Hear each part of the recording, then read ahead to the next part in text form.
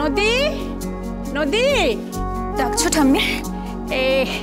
তোমার নমাসিমা পাঠিয়েছেন, বিয়েতে আসতে পারবেন না তাই। আচ্ছা, রেখে দাও। খুলে দেখবে না একবার? না।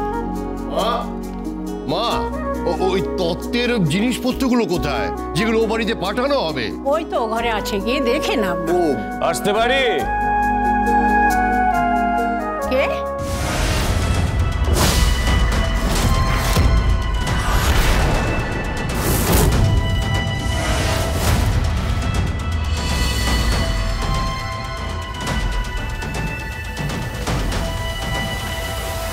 তুমি এখানে এসেছো কেন?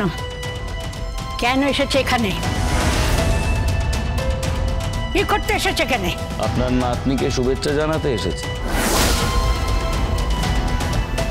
চলে যাও এখান থেকে, চলে যাও, যাও চলে যাও। বললাম তো আপনার নাতনিকে শুভেচ্ছা জানাতে এসেছি।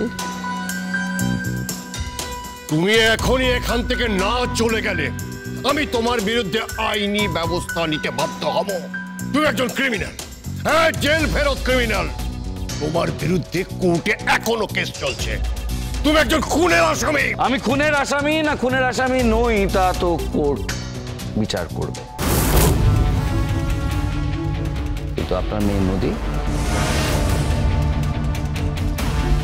আমার আসামি। আপনার মেয়ে নদী, নদী দেখো দেখো,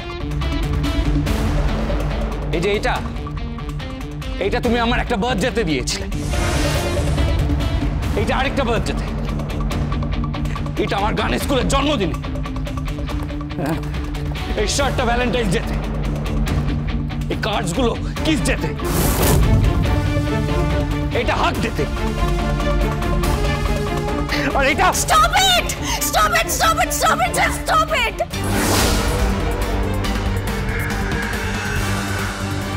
কি চাইছো কি তুমি? কেন দিচ্ছ এসব আমাকে?